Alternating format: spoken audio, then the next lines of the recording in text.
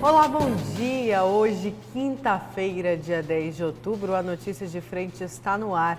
E aqui ao meu lado, Lúcio Sorge e o professor Lourenberg Alves. Bom dia, professor. Bom dia, Nayara. Bom dia, Lúcio Sorge. Bom dia, telespectador. Oi, Lúcio. Bom dia.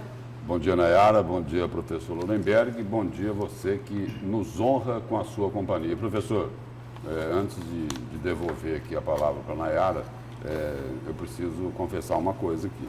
Além da honra, né, e da responsabilidade em substituí-la aqui, não é fácil. Não é fácil porque a cobrança é grande, não é? Cadê a musa? Cadê a musa? Pronto, a musa já está de volta aqui, ninguém precisa reclamar mais. Firme e forte. Sabe o que eu achei quando ele falou de cobrança? Fosse a outra cobrança aqui, ó, da nossa chefe, né, aqui cobrando. Mas essa crítica essa você é que fez para a diretora, né? E Viúche aqui no ponto com a gente. Olha, eu quero começar uma notícia de frente desta quinta falando da LDO, da aprovação da LDO em segunda votação, em que não inclui o RGA, a Revisão Geral Anual dos Servidores. A Lei de Diretrizes Orçamentárias, a LDO, do Governo do Estado, foi aprovada em segunda votação pela Assembleia Legislativa. A votação definitiva foi realizada na sessão matutina de ontem, quarta-feira. Conforme o documento, a RGA fica condicionada ao caixa do governo. E aí, conforme o documento, as receitas estão estimadas em 20 bilhões e despesas em também 20 bilhões de reais. Essa questão aí da RGA, a bancada de sustentação do governo diz o seguinte: olha, nem precisava prever a RGA lá na LDO, porque o próprio Supremo Tribunal Federal definiu essa questão ao dizer o seguinte, que o Estado não é obrigado a pagar se ele não tiver condições, mas o Supremo também definiu que se o Estado não for pagar, ele tem que explicar ao Legislativo por que é que não tem condições de pagar a RGA, a Revisão Geral Anual aí, que aliás, só não recebe aqui em Mato Grosso os servidores do Poder Executivo. Os outros poderes recebem, não é, professor? Todos eles recebem. Todos eles, inclusive do Ministério Público, do Tribunal de Contas, todos recebem. Pois é, e daqui a pouco a gente tem uma matéria sobre esse assunto aqui no A Notícia de Frente. Vamos repercutir muito mais a RGA, porque isso já levou à manifestação de alguns servidores, né, do funcionalismo público, do Fórum Sindical, enfim, que conta aí com essa RGA, que é de direito deles. Mas daqui a pouco a gente volta a falar sobre este assunto. Os servidores contam com a RGA e o governo está contando com o pré-sal, não é, professor Lourenberg? O governo de Mato Grosso está esperando receber aí 600 milhões de reais do leilão do pré-sal. A expectativa do governo federal é arrecadar aí em torno de 106 bilhões de reais. Destes, como a gente até comentou no programa de ontem aqui, 30% devem ser rateados entre estados e municípios. E esses 600 milhões previstos para os cofres de Mato Grosso trariam um alívio de caixa ao Estado, que começou o ano de 2019 com um buraco, né? Com as contas no vermelho em 1 bilhão e 700 milhões de reais. E se esse valor aqui, de 600 milhões do pré-sal, acabasse confirmando, zera o déficit que irá constar do orçamento do ano que vem, que é exatamente de 600 milhões de reais, o déficit para o orçamento de 2020. Já melhorou bastante, não é? Começou 2019 com 1 bilhão e 700 no vermelho e para 2020 a projeção aí do déficit na lei do orçamento é de 600 milhões de reais. Se sair esse dinheiro do pré-sal e se for os 600 milhões, zera a conta.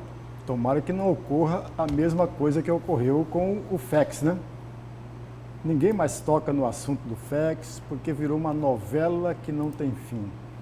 Embora nos sites de ontem, Lúcio, De acordo com os sites, o secretário de Fazenda, o Rogério Galo, já tinha dito que não confia tanto nessa liberação desses 600 milhões, não. Ou seja, é melhor ficar prevenido do que ficar esperando, e aí ele não o dinheiro não aparece. Mas na semana que passou, Nayara, quando a LDO foi aprovada em primeira votação, houve sim uma certa discussão em torno de alguns parlamentares e chegaram a haver, inclusive, a promessa de que o RGA seria incluído nessa segunda votação, o que não aconteceu, o que não ocorreu. Certo, professor Lúcio, eu quero saber os destaques de vocês para hoje. Vamos começar com o seu, professor. Nayara, Lúcio, amigo telespectador, ontem saiu uma matéria na Folha de São Paulo. A Folha de São Paulo foi buscar os dados lá no Sistema Nacional de Informações do Ministério de Desenvolvimento Regional. E esses dados servem para ter mais ou menos um balanço, um retrato da rede de esgoto e rede de distribuição de água. Todos nós sabemos que são dois grandes pilares do saneamento básico. Esse é o tema do meu comentário. E o seu, Lúcio? Meu destaque aí é sobre um aspecto, né? Porque não dá tempo, né? Aqui na Notícia de Frente, de falar sobre todos, né? Mas mais um aspecto aí sobre essa suposta proposta de delação do ex-presidente da Assembleia, José Riva. E aí eu vou ficar em cima aqui do seguinte destaque.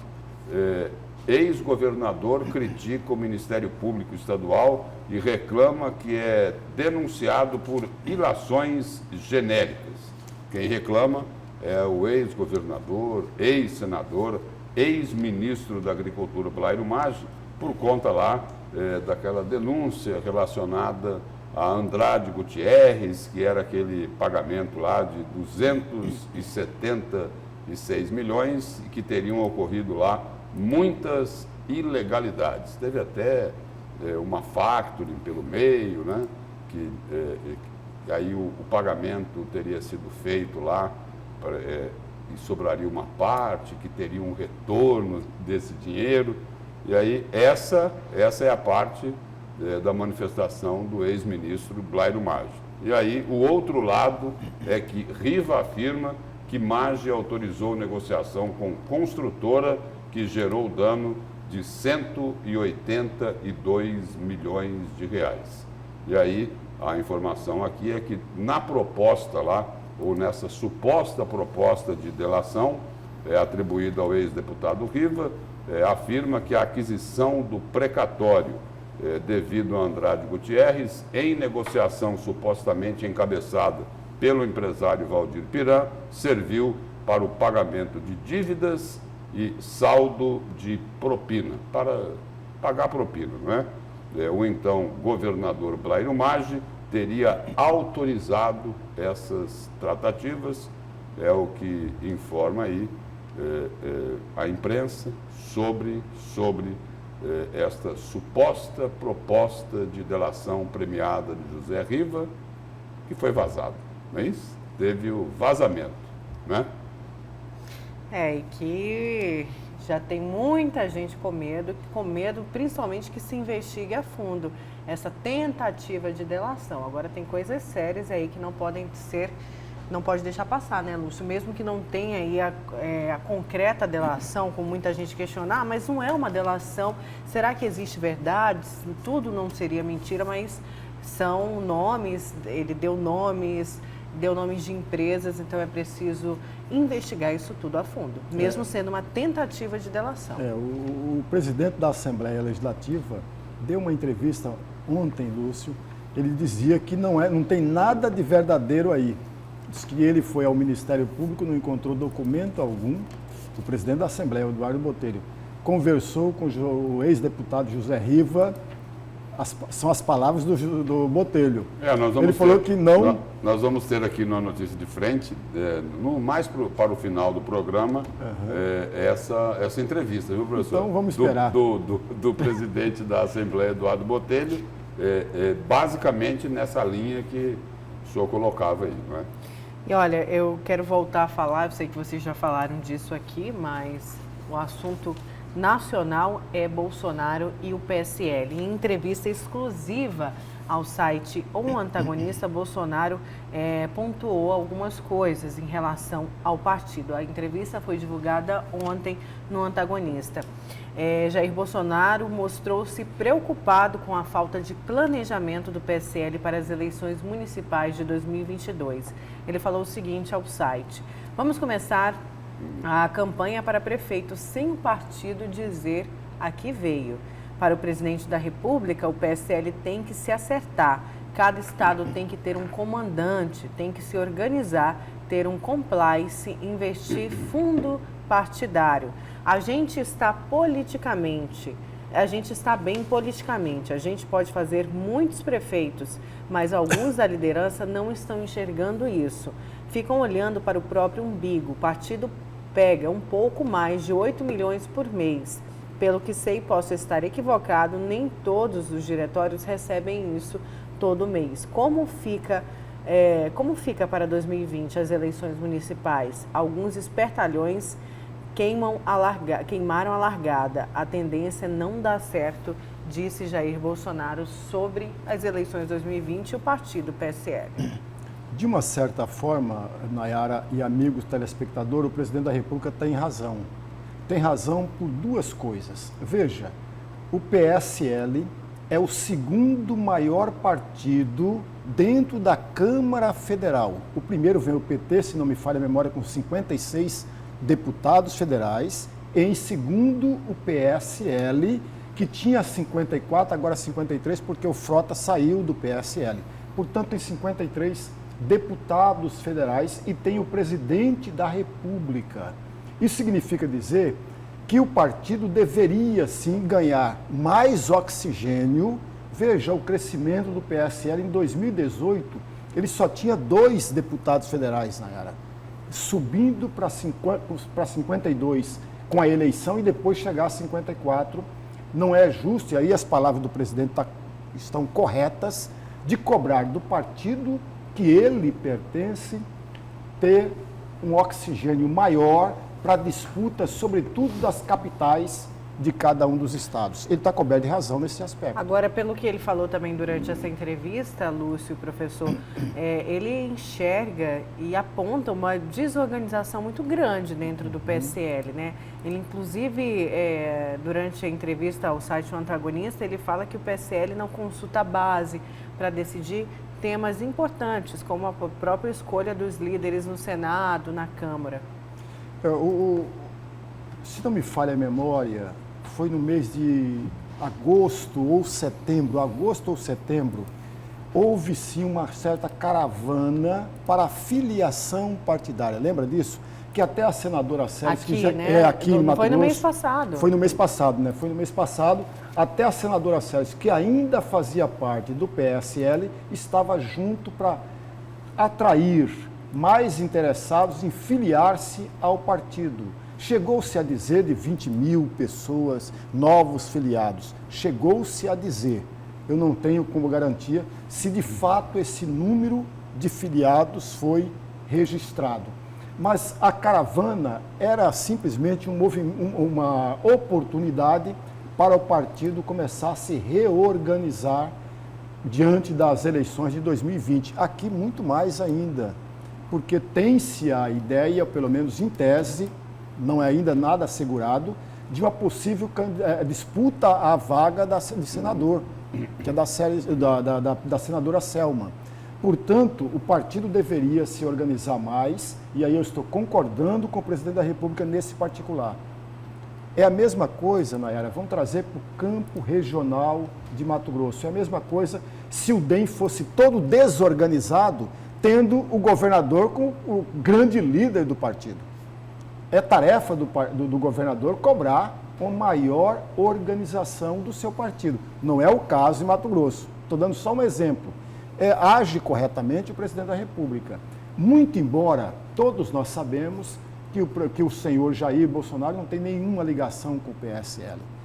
Ele não tem nenhuma ligação e não tem nenhuma vontade de continuar no PSL. Ele é o 9º partido que ele pertence.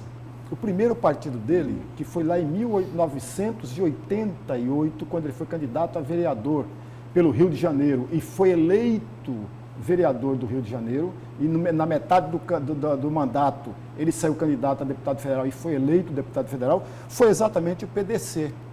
Ele pertenceu ao PDC quando foi vereador pelo Rio de Janeiro. Portanto, são 9 siglas partidárias. E tem um termo, né, que o presidente Jair Bolsonaro citou nessa entrevista aí ao site O Antagonista. É isso, Nayara? Isso. Um termo que a gente precisa registrar, né? É um termo muito conhecido hoje, né? Traduz aí, Nayara, para a gente, o que é, em poucas palavras, o que é compliance? Que foi o termo que o presidente Jair Bolsonaro usou, não é isso? O PSL precisa de ter compliance. Na verdade, compliance não tem nem como traduzir em poucas palavras. Mas é um dispositivo um mecanismo aí que traz confiabilidade, né? Isso tanto para uma grande procedimentos empresa, corretos, não é isso? Porque ali é um setor... Obedecendo à legalidade, é isso, não é? Isso. Passa por aí, não é? É isso, né? Aí é o seguinte, aí o presidente Jair Bolsonaro fala em compliance no momento seguinte, que o ministro do Turismo, Álvaro o quê, professor? Marcelo Álvaro Antônio. Foi denunciado, não é?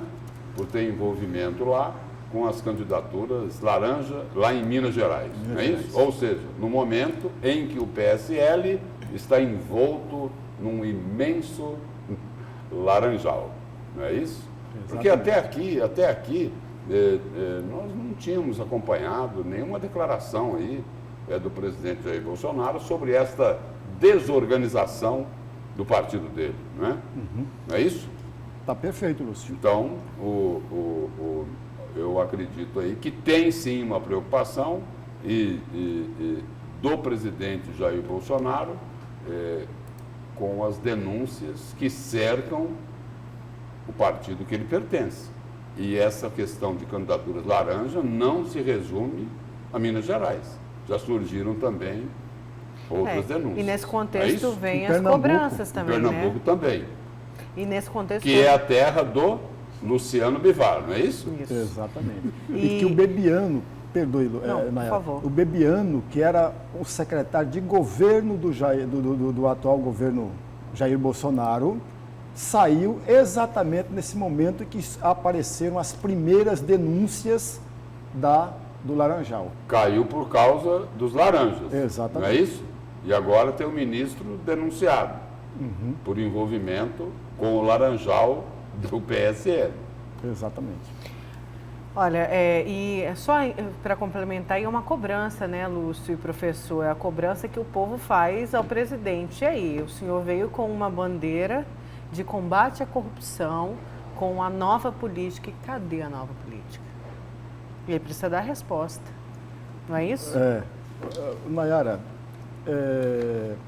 no mês de novembro, eu devo estar lançando o meu 14º livro, e um deles é exatamente Desistência, é o nome do livro. Naquela oportunidade, de 1892, Lúcio, já se falava o termo nova política. Eu estou lembrando disso. Em 1892. Veja, amigos. Até hoje a gente está naquela política. Veja, no momento em que você não tinha partido político nacional, Nayara, você tinha partido político regional. Não tinha partido político nacional. Daquela época você já ouvia falar. Nos anos 50, que tinha aqueles antigos UDN, PSD, antigo PTB, tínhamos 13 partidos nos anos 50, 13 partidos. As lideranças de um contra o outro reclamavam exatamente. A UDN chegava, é a nova política. É o mesmo discurso que você ouve hoje. Só que nem aquela dos anos 50 souberam, na prática, mostrar o que é de fato nova política, como agora também não se vê. Também não se vê a mesma coisa, porque não tem como mostrar diferente. Essa que é a questão, porque os políticos têm as mesmas características, tem os mesmos instrumentos para atrair o eleitor, para atrair dividendos eleitorais. Aliás, a frase não é minha, mas o Maquiavel, no Príncipe, chama a atenção para um detalhe que não foi o Maquiavel que brigou pela primeira vez, mas o Platão já falava isso. Lá atrás, o Platão já dizia que o rei pode mentir, Lúcio. Pode mentir para os súditos. O Maquiavel dizia, o príncipe pode mentir para os súditos. A Hannah Arendt, que é uma grande filósofa que morreu em setembro de 1977, ela falava que na política, no jogo político, Lúcio, e isso é verdadeiro, no jogo político a protagonista não é a verdade, é a mentira. Porque no jogo político, amigos, é a retórica o objeto dos participantes, não é o fato. O fato é descartado, o fato é escamoteado, o fato é esquecido.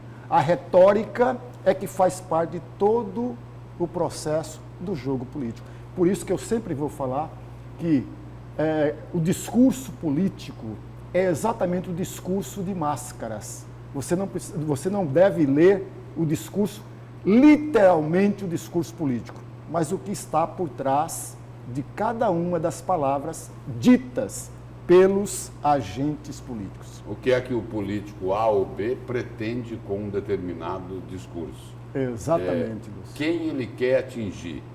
Que peixe ele está tentando vender? É por aí, não é, professor? Exatamente isso.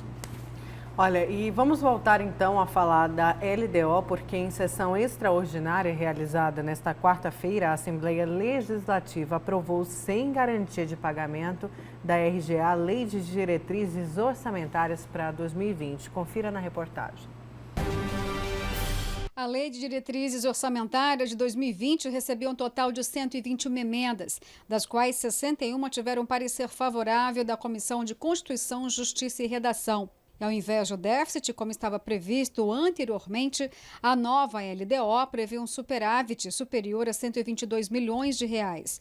Para a segunda votação, foram aprovadas 26 emendas. O deputado Lúdio Cabral pediu destaque para a emenda 114, que trata da RGA dos servidores. E as leis em vigência do Estado que determinam a necessidade de recomposição de perdas inflacionárias, é o caso da lei do RGA, há leis que estabelecem reajustes para determinadas carreiras. O parlamentar apresentou um total de 9 emendas, mas nenhuma foi aprovada. Além dele, os deputados Wilson Santos e João Batista também reforçaram a importância de atender às reivindicações dos servidores na LDO. No geral, a Lei de Diretrizes Orçamentárias recebeu 16 votos favoráveis, tendo como um dos principais pontos a revisão geral anual, que foi aprovada, porém com condicionantes. Não, a RGA ela está permitida. A LDO tem as diretrizes para o RGA. Agora, o que vai definir o que vai pagar de RGA vai ser as condições financeiras que vai ser apresentado no ano que vem. Ou seja, as condicionantes podem impedir que de fato tenha revisão. Sim, evidentemente que tem as leis de responsabilidade fiscal que nós temos que estar enquadrado nela. E eu acredito que vai ter sim alguma margem para pagar alguma coisa do RGA. As condicionantes impostas pelo governo vão com certeza trazer novas discussões, já que não estabelecem os percentuais. O senhor acredita que isso foi uma estratégia já adotada, justamente para de alguma forma, de repente, nem conceder o reajuste?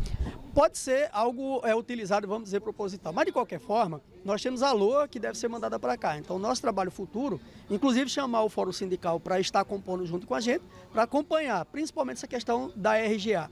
A RGA, o artigo 46 da LDO, que foi aprovado aqui, já constava o pagamento. Então, nós vamos trabalhar agora para manter os percentuais e, principalmente, pagar o retroativo também. Lúdio Cabral obteve uma vitória ao conseguir vetar a mensagem do Executivo na LDO, que permitia ao governo de Mato Grosso remanejar 20% do orçamento de forma livre para onde houvesse necessidade.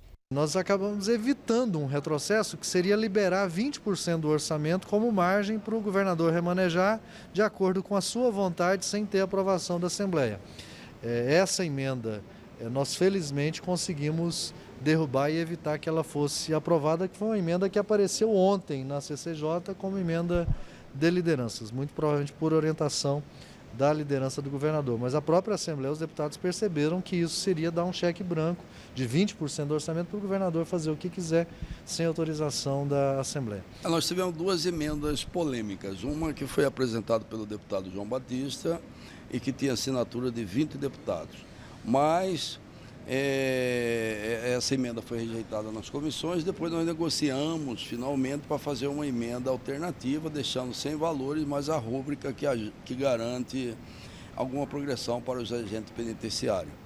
E nós rejeitamos de última hora, foi rejeitada de última hora uma emenda que foi aprovada na LOA, que previa que o governo poderia remanejar 20% sem fazer consulta para a Assembleia Legislativa. Ele poderia apenas com decretos governamentais remanejar 20%. Então a Assembleia entendeu que esse valor é muito alto e reprovou essa emenda. Eu acredito que houve um retrocesso pelo fato de não ter aprovado a 114, mas com a aprovação da 121, pelo menos há uma perspectiva de futuro. A 114 abrangeria todas as categorias?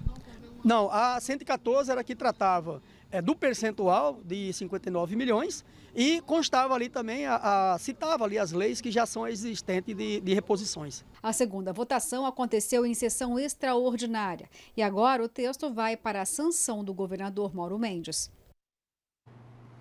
Pois é, e muda, é bom a gente lembrar da proposta também que o governador fez aos funcionários, aos servidores da educação naquela greve, né? Condicionando a economia também do Estado aos moldes do que foi aprovado, né, professor? Ele falava naquela oportunidade de 100 milhões, se tivesse atingido o patamar, o teto garantido pela Lei de Responsabilidade Fiscal, e que não é fácil, não é tarefa fácil, porque naquela oportunidade nós estávamos ultrapassando o teto cerca de 8 ou 9% a mais, 8 ou 9%.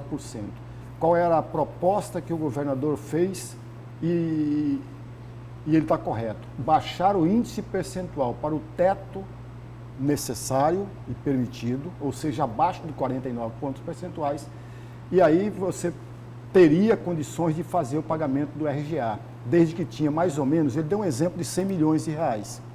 Se você tivesse esses 100 milhões de reais, poderia estar trazendo um índice percentual destinado ao pagamento do RGA e a outra parte destinada a direitos salariais de cada uma das categorias. Nós temos 29 ou 30 categorias no governo, no Estado, então eles também seriam privilegiados. Mas, diante dessa situação, você diminuir o índice percentual que foi alcançado pelo Estado, ou seja, equilibrar as contas públicas, que não é tarefa fácil, porque todos nós sabemos como que o governo Mauro Mendes pegou as contas públicas do Estado de Mato Grosso. Tanto é verdade que nos seus primeiros dias de governo, ele já mandou para a Assembleia 5 medidas ou 5 projetos que eram uma espécie de respostas, de soluções para dar o equilíbrio às contas públicas. Ele veio com decreto de calamidade financeira, dentro desse mesmo objetivo, para dar esse equilíbrio, e mesmo assim ainda tem situações muito complicadas, porque requer outras medidas. Vamos então para o nosso primeiro intervalo. Na volta a gente continua com a notícia de frente, então não saia daí.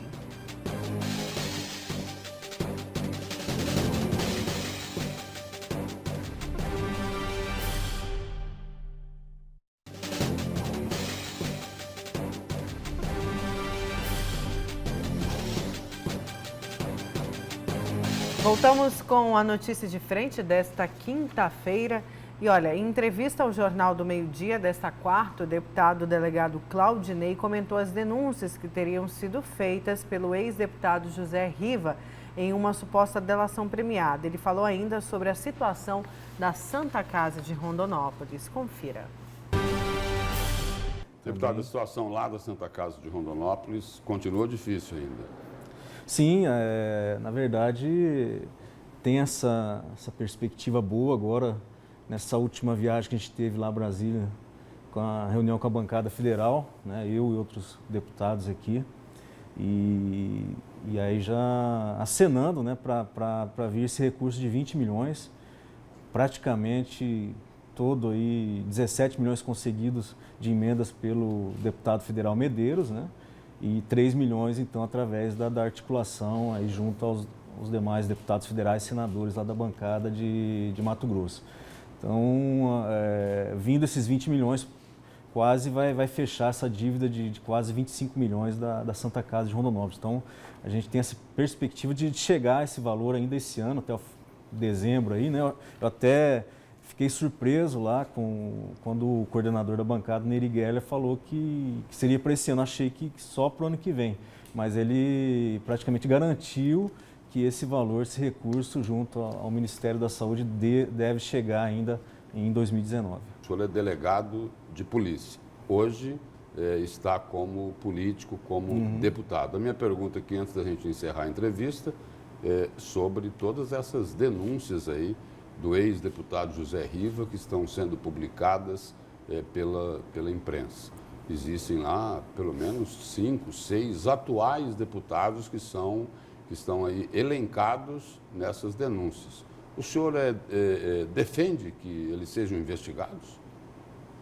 Olha, são denúncias graves, eu acho que já tem uma investigação, né? Essa investigação não vem de agora, isso daí já vem lá da delação que foi feita pelo ex-governador Silval Barbosa. São denúncias graves, são valores altíssimos, né? Mas aquela lá é do que o Silval Barbosa pagou, né? Esse daqui é outra coisa. Eu digo assim que já alguns deputados, né, que estão ali citados já também foram citados no esquema do Silval Barbosa, ou deputados atuais ou ex-deputados. Então são denúncias graves, eu acho. Figurinha repetida já, né? Em delação, né? Muitos repetidos ali nas delações, né? Tanto do Silval como do Riva. Então eu acho que realmente a sociedade merece saber. Eu acho que é até bom para os próprios parlamentares que estão aí, ou que já foram parlamentares, esses nomes que foram citados, se eles realmente não devem nada, né, e tem como provar a sua inocência, eu acho que é até melhor para limpar o nome deles perante a sociedade, perante a imprensa, né, que está fazendo a divulgação. Então, eu acho que tem que ser investigado, feita uma investigação muito séria em cima disso. São denúncias gravíssimas, né, que o ex-deputado Riva fez. E eu acho que tem que ser esclarecido, a sociedade quer uma resposta. Até hoje a sociedade espera sobre aquelas imagens, né, do pessoal recebendo aqueles valores lá do paletó, né, de outros que aparecem ali recebendo dinheiro. Né? As imagens estão ali para todo mundo ver. Então aí tecendo críticas também à delação do ex-governador Silval Barbosa, que não tem ninguém preso, né? E também a mesma crítica que o deputado faz, a sociedade se questiona. E aí? Como que vai ficar? Veja, Nayara, de acordo com o ministro Luiz Fux, do ministro do Supremo Tribunal Federal, afastou aqueles 5 conselheiros. Isso tem mais de 2 anos e não tem nenhuma resposta. Não sabe se houve de fato uma investigação por parte dos tribunais superiores.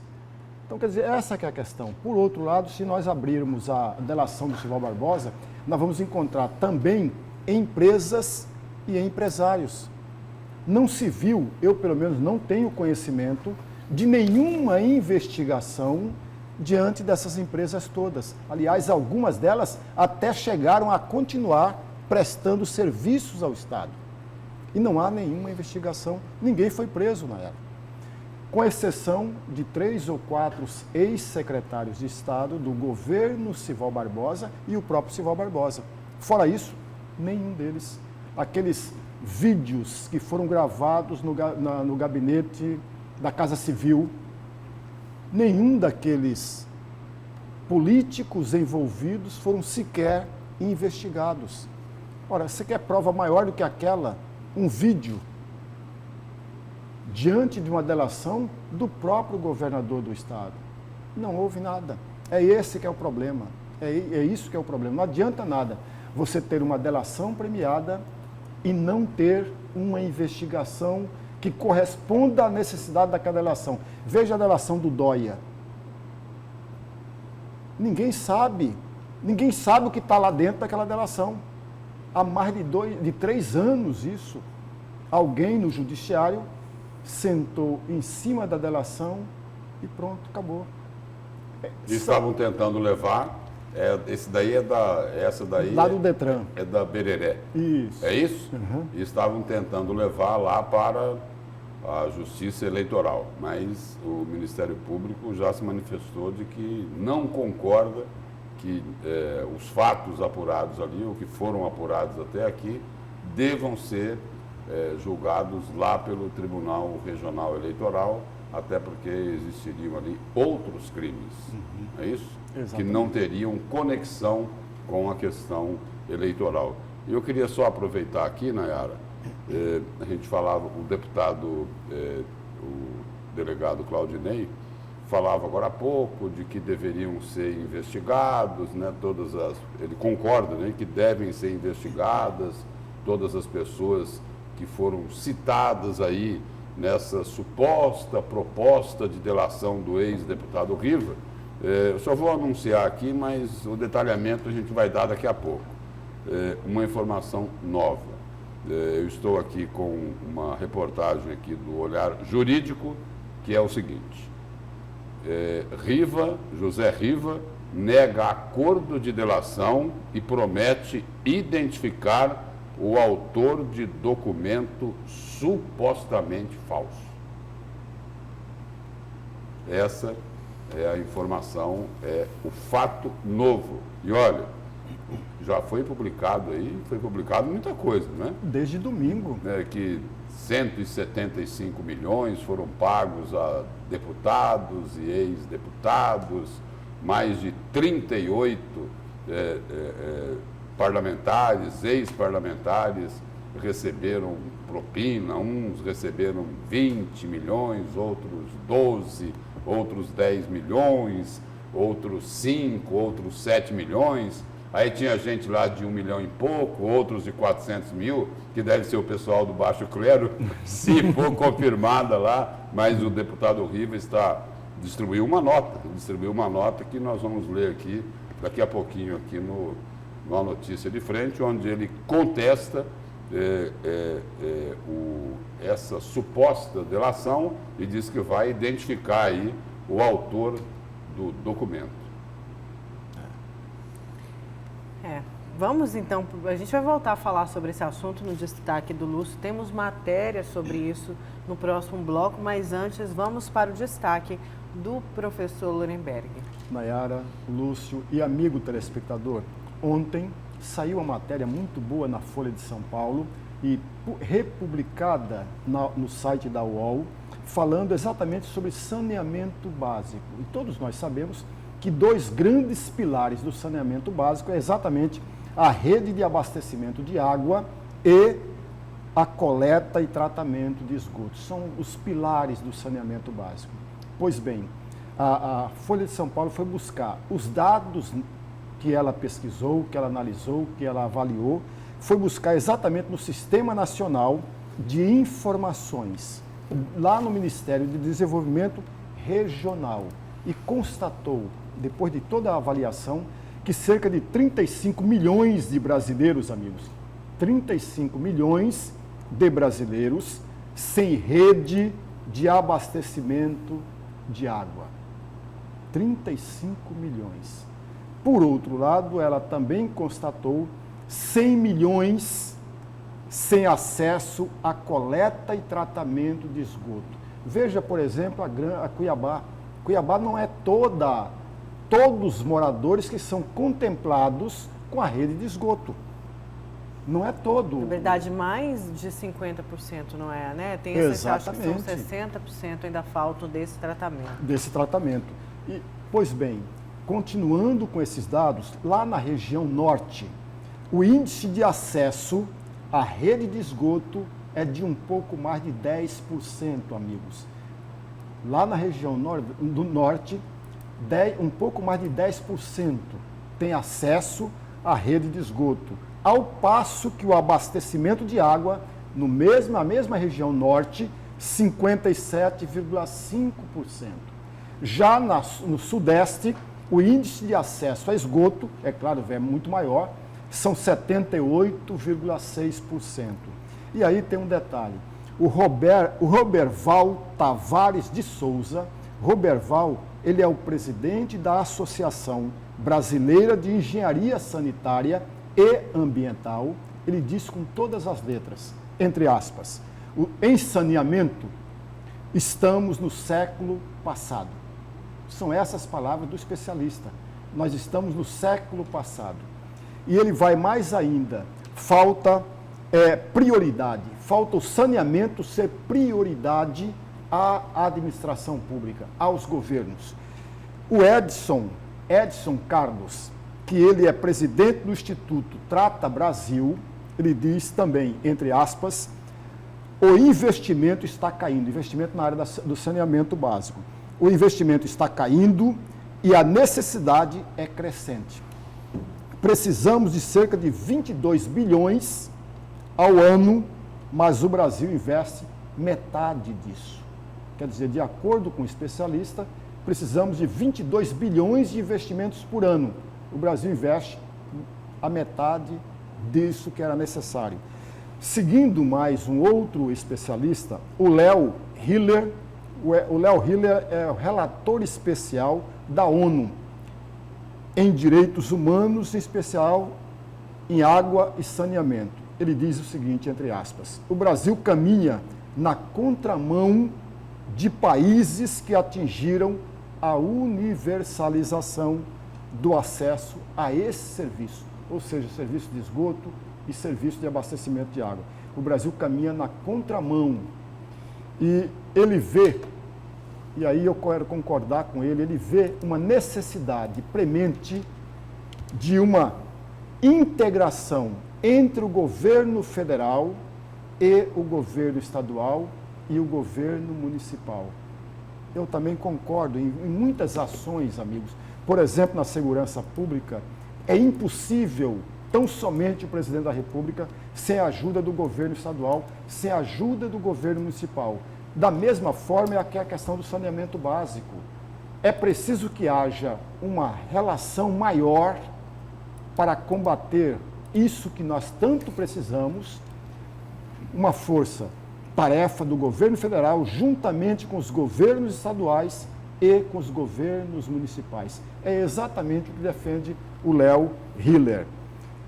Então, é esse o retrato que nós temos. Na quarta-feira da semana que passou, eu trouxe aqui 2 ou 3 tópicos de uma palestra do Edmar Baixa, que é um dos grandes economistas brasileiros. Ele fez uma palestra lá na Academia Brasileira de Letras, e lá naquela palestra, durante a palestra, ele mencionava que o Brasil precisa rapidamente abrir as suas portas ao mercado internacional e, ao mesmo tempo, atrair investimento internacional para o país e, ao mesmo tempo, cortar gastos em excessos. E aí ele falava de um outro detalhe, ele falava exatamente da agenda social. O que ele entende, o que é a agenda social em linhas gerais?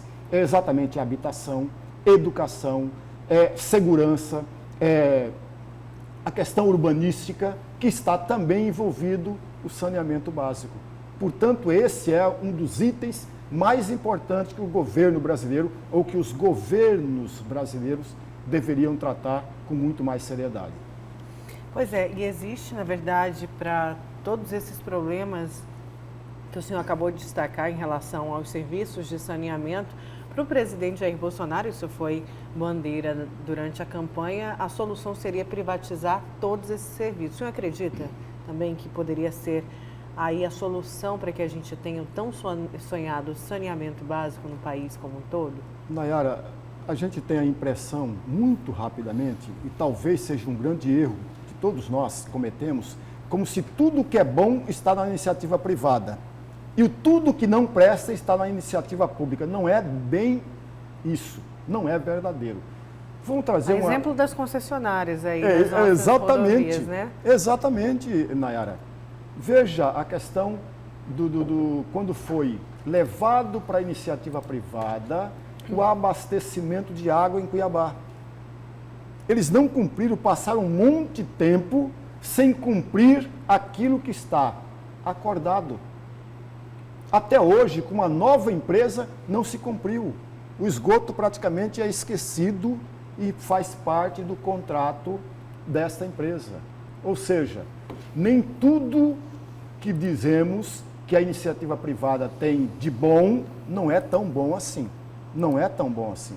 Então eu não acredito nesta situação, não. Vem pegar as chamadas OSs, lá na saúde pública. Que afundaram muito município. Exatamente. Muita saúde. Teve em alguns momentos, em alguns municípios, que ela teve avanço, que teve um certo avanço, mas em outros municípios não.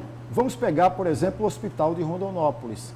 O Estado foi lá e retomou a administração do Estado. Mas no saneamento básico, porque envolve aí custos muito altos, o poder público, o que ele diz é o seguinte, que ele não tem capacidade de investimento. E o saneamento básico, quando é tocado pelo poder público, com resultados positivos, os estados onde isso ocorre sobram dedos nessa mão, não sobram, professor? É verdade, tem razão. razão. É isso? Por exemplo, assim, vem para mim aqui o exemplo de São Paulo, né? Da Sabesp, onde lá funciona de maneira regular, né? Positiva, né? Mas não é assim na maioria dos outros estados. O senhor citou aqui essa privatização aqui da Sanecap, aqui em Cuiabá. Mas aí é preciso dizer o seguinte, né? Ali não tinha compromisso para que a coisa funcionasse, fizeram a toque de caixa, não é isso? E aí depois tiveram que corrigir tudo que foi feito lá atrás, porque o contrato era meia boca, os vereadores aprovaram essa privatização aí, isso lá na gestão ainda de Francisco Galindo, né? Aprovaram isso de madrugada, né? Sem discutir com a sociedade como deveria ser discutido, sem ouvir aí os especialistas nessa área, né? Aí depois tiveram que corrigir tudo. Águas Cuiabá ainda tem que fazer muita coisa, mas não é o que acontecia com a outra concessionária, né? Mas tem muita coisa ainda que precisa ser feita. Verdade. Com certeza. Vamos para mais um intervalo. Na volta tem delação, tentativa de delação. E aí a gente vai entender melhor, porque foi negada, não foi? Vamos entender melhor numa matéria e também num comentário, no destaque de Lúcio Soja. A gente já volta.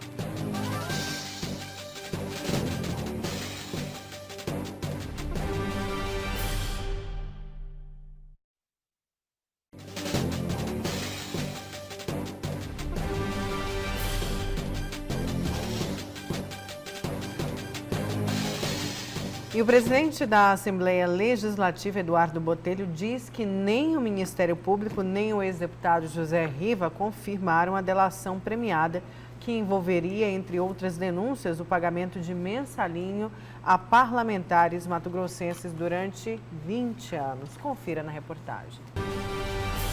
O presidente da Assembleia Legislativa é bastante econômico ao falar do suposto acordo de colaboração premiada, que cita pelo menos 6 parlamentares da atual legislatura. O deputado nega que exista tal anuência. Pelo menos que todos dizem até agora. O próprio Riva, que disse para mim que isso não procede, e alguns membros do Ministério Público, que nós falamos, com alguns, evidentemente, disse também que não existe esse acordo. Então, eu estou acreditando nisso. A repercussão é quanto a um documento representando supostamente a proposta de colaboração premiada entregue por José Riva ao Ministério Público, que apresentaria uma lista com 38 nomes de ex-deputados e deputados que supostamente receberam mensalinho da Assembleia Legislativa. Os fatos tiveram início em 1995, com um montante aproximado de 175 milhões de reais. Para comprovar os crimes, o parlamentar teria se comprometido a entregar transferências bancárias, depósitos, notas promissórias e testemunhas. Haveria também informações em relação à compra de inúmeras legislaturas da Assembleia. São meses passadas, eu acredito que durante de 2015, que eu entrei para cá, que eu posso dizer, não teve negociações em termos de valores para a composição da mesa. Houve negociações de cargos, um vai ser presidente, outro vice, outro não sei o quê, ou um cargo aqui dentro da Assembleia. Isso foi feito sim, por exemplo, tem cargo de secretário aqui que pertence a alguns deputados da mesa, que foi um acordo republicano, isso sim foi feito. Fora isso, não teve acordo financeiro, não existiu. Lúcio, já que é tema do seu destaque, vamos para ele, porque tem muita coisa para falar. Tem a negativa de José Riva, daí a gente se questiona, mas por que só agora ele veio falar isso? Enfim, vamos já para o seu destaque, que a gente comenta tudo depois, né, professor? Eu tinha anunciado aqui no início do programa, né, que eu iria abordar um dos aspectos dessa suposta proposta de delação premiada do ex-deputado José Riva. Tem aí essa negativa dele, que a gente vai comentar daqui a pouco. Só vou registrar aqui rapidinho o que seria esse meu destaque de hoje, né? O ex-governador Blairo Maggi criticando aí o Ministério Público Estadual, reclamando que estaria sendo denunciado por ilações genéricas, e esse caso aqui envolve o pagamento lá de um precatório a Andrade Gutierrez. Aí o ex-senador, ex-ministro, disse que o Ministério Público Estadual o estaria acusando sem ter prova alguma.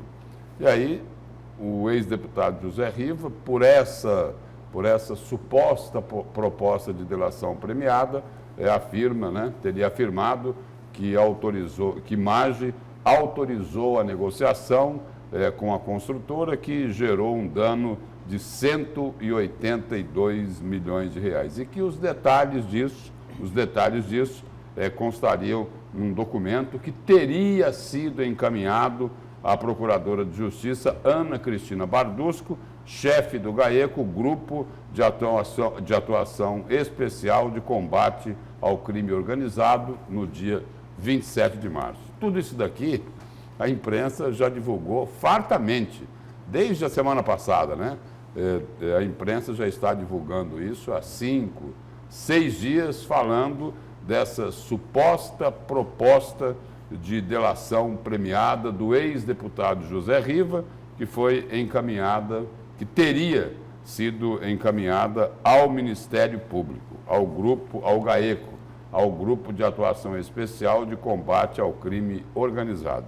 Só que no final da tarde de ontem,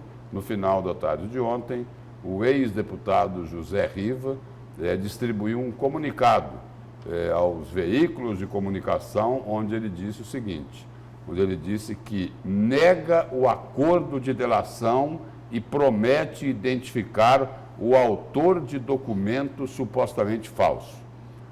A princípio, todo mundo, o que as pessoas estavam dizendo era o seguinte, olha, teve um vazamento, né? Então, o que se discutia era de onde vazou esse documento. Agora, o que a assessoria do ex-deputado José Riva diz nessa nota é outra coisa, né? Estão dizendo o seguinte, que promete identificar o autor de documento supostamente falso. Eu tenho aqui a nota de esclarecimento por parte lá do ex-deputado José Riva, né? Eu digo da assessoria porque o texto aqui não está na primeira pessoa. O ex-deputado estadual José Riva, tendo em vista as matérias recentemente publicadas na mídia envolvendo o seu nome em suposta delação premiada, celebrada com o Ministério Público do Estado de Mato Grosso, vem esclarecer que, primeiro, os documentos apócrifos que têm circulado perante os meios de comunicação intitulado como sendo proposta de colaboração premiada jamais foram subscritos pelo ex-deputado. O segundo ponto da nota: os referidos documentos jamais foram protocolizados junto ao Ministério Público do Estado de Mato Grosso. 3. Tem colaborado já há algum tempo com as investigações promovidas pelo Ministério Público do Estado de Mato Grosso, porém não firmou até a presente data nenhum acordo de delação premiada com o Ministério Público aqui do Estado. Aí, mais um ponto aqui. Tem plena convicção que os sobreditos documentos não foram fornecidos pelo Ministério Público de Mato Grosso, até porque o ex-deputado, como já foi dito, jamais os assinou. E aí, o último ponto aqui, o quarto ponto, e que ele está adotando, informa na nota aqui, que o ex-deputado José Geraldo Riva está adotando as medidas jurídicas necessárias para identificar os autores e responsabilizá-los pela distribuição dos malsinados documentos. Essa aqui, portanto, é a nota de esclarecimento do ex-deputado José Riva, dizendo que não tem acordo de delação premiada assinado com o Ministério Público, dizendo que não assinou esses documentos que foram distribuídos aí aos veículos de comunicação, e diz o seguinte também, é bom destacar isso, de que os documentos não foram fornecidos pelo Ministério Público de Mato Grosso. Quer dizer, aqui o ex-deputado José Riva, né, e aí ele justifica, né, ele diz que os documentos não foram fornecidos pelo Ministério Público, até porque o ex-deputado, como é dito, jamais os assinou. Ele diz que não assinou e diz também que não protocolou. E aqui ele assume, né, nessa nota aqui, a defesa do próprio Ministério Público, né? Porque a informação que existia é de que esses documentos haviam sido encaminhados ao Ministério Público de Mato Grosso. Foi divulgado de que esses documentos estavam lá com a chefe lá do GAECO, do grupo lá de combate ao crime organizado, a procuradora Ana Cristina Bardusco. Aí o ex-deputado José Rivas está dizendo que nada disso aconteceu e de que o documento é falso. Quer dizer, teve um vazamento, não é? Aí o ex-deputado diz o seguinte, que nada disso é verdade e que ele vai identificar aí o autor, né? Vai identificar os autores e responsabilizá-los pela distribuição dos malsinados documentos que ele não reconhece como verdadeiro. Aí tem um questionamento que eu gostaria de colocar aqui agora. É isso? Ele inicia a nota, o primeiro ponto da nota dele de esclarecimento diz assim: os documentos apócrifos que têm circulado perante os meios de comunicação. Só vou ler até aqui, o primeiro ponto da nota dele. A pergunta é a seguinte, professor: os veículos de comunicação aqui de Mato Grosso, né, que divulgaram os pontos desta suposta proposta de delação premiada, teriam segurança em divulgar estas informações de um documento que não tivesse nenhuma assinatura? Eu não estou dizendo aqui que existia lá a assinatura do ex-deputado José Riva, porque ele está dizendo que não assinou. Agora, o que eu digo é o seguinte, a pergunta que eu faço é o seguinte: um documento, a imprensa de Mato Grosso teria segurança em divulgar os pontos que divulgou se esse documento não tivesse nenhuma assinatura? Eu não acredito, não. Não, é um questionamento que precisa ser feito, não é isso? Porque o jornalista ele tem responsabilidade com a informação. Então, um documento apócrifo, sem assinatura nenhuma, é difícil, né? Que a imprensa fosse divulgar tudo o que divulgou aí nos últimos 5 ou 6 dias, né? E são denúncias aí gravíssimas, né? Eu tenho algumas aqui, ó. Ex-prefeito Chico Galindo recebeu R$ 1,5 milhão em propina. Falei agora há pouco aqui do Blairo Maggi. Riva afirma que Maggi autorizou negociação com construtora que gerou dano de 182 milhões de reais. É isso?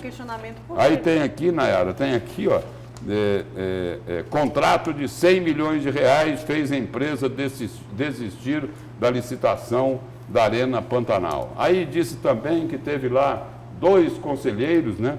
Riva imputa crimes a 2 únicos conselheiros titulares do Tribunal de Contas, que são Guilherme Maluf e Campos Neto. E aí tem uma relação aqui enorme, né? Que foi divulgada aí pela imprensa, como constando aí desse documento, né? Dessa suposta delação aí, suposta proposta de delação premiada que está sendo contestada pelo ex-deputado José Riva, dizendo que é um documento falso, que ele não assinou, que o Ministério Público também não vazou esse documento, porque não tinha esse documento, né?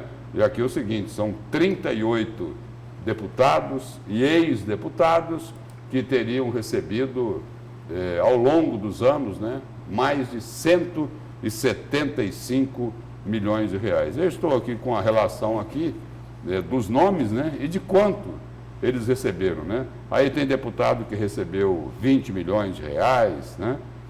Tem deputado que recebeu, e era por parcelas, né? Tinha de 40 parcelas, 48 parcelas, né? 18 parcelas, aí um recebeu 20 milhões, outro 12 milhões, mais um outro aqui com 12 milhões, né? Aí vem um outro com 10 milhões e 800, 7 milhões e 520, né? Aí tem um outro aqui com 5 milhões e 640, e por aí vai, não é? O nosso telespectador do Jornal do Meio-Dia, professor, fez até uma brincadeira, né?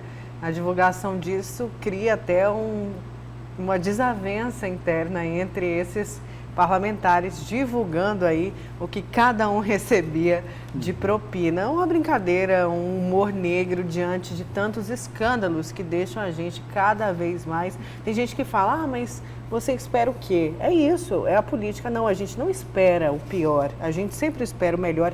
E cada escândalo, como foi a delação do ex-governador Sivaldo Barbosa, deixa a população descrente com a política. E a gente volta a pensar, realmente é difícil fazer essa nova política que se fala desde 1892.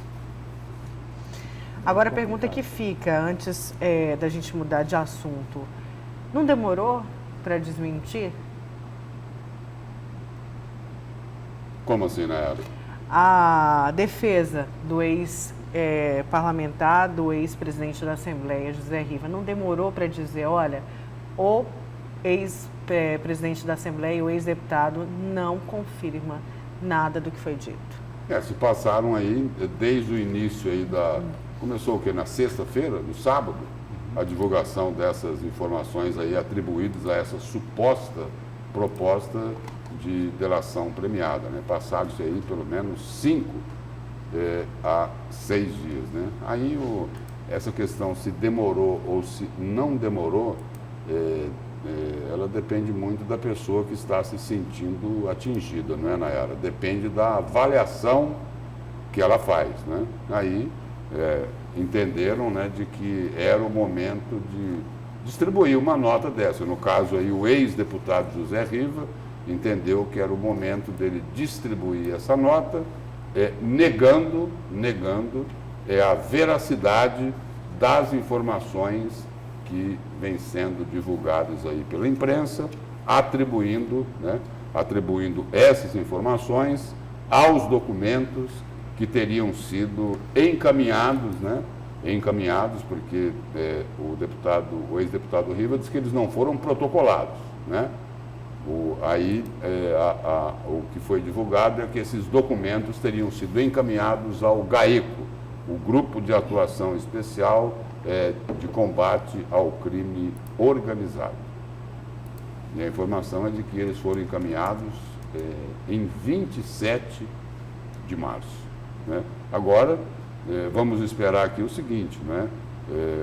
O ex-deputado Riva, ao negar este acordo de delação premiada, ele promete identificar os autores do documento supostamente falso. O último ponto da nota aqui, só para a gente reforçar, ele informa o seguinte, que está adotando as medidas jurídicas necessárias para identificar os autores e responsabilizá-los pela distribuição dos malsinados documentos. Agora eu posso fazer outra pergunta, tanto o Lúcio quanto o professor. Quem teria interesse nessa divulgação? Porque, veja, quando saiu as primeiras matérias a respeito dessa tão chamada delação do Riva, nós tínhamos eu pelo menos me fazia duas perguntas. Será que é o próprio Ministério Público que está vazando esses dados todos, ou é um ex-advogado do ex-deputado? Poderia ser um ou poderia ser outro, mas não passou de questionamentos. Não vem nada. Quem é um adversário político do José Riva e que foi transferido para a sua filha? Esse adversário político tem acesso ao Ministério Público? Não tem. Então, são perguntas que vão passar a surgir a partir de agora, uma vez que o ex-deputado nega que tem assinado, né, Lúcio? Mas e aquela observação que você falava no intervalo? Sobre? Que ele fala que não assinou. Sim, está na nota de esclarecimento dele, não é isso? Ele disse que não assinou, né? Não protocolou também. Diz que não protocolou e que não assinou o documento. Mas não diz não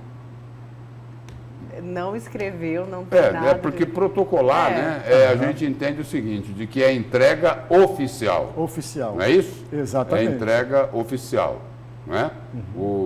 Aí pode-se especular, mas aí, será que nessa tentativa de colaboração não teve uma entrega extraoficial? A gente não pode afirmar isso. Né? A gente não pode afirmar isso. O que é o seguinte, o que eu me arrisco a dizer,